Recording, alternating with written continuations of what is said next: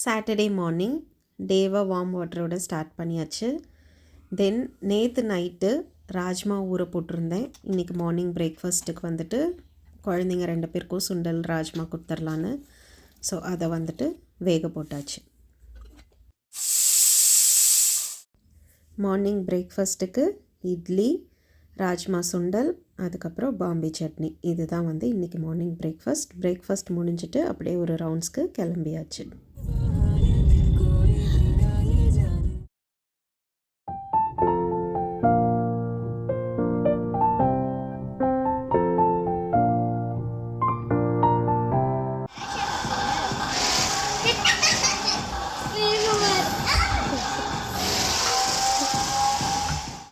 ஹேம்லிஸ் போயிட்டு சும்மா வர முடியுமா? ஆஸ் யூஷுவல் பார்பி வாங்கியாச்சு. அதுக்கப்புறம் பர்பிள் கலர் க்ளூ ஸ்டிக்னு ஏதோ வேணும்னு கேட்டால் அதையும் வாங்கியாச்சு.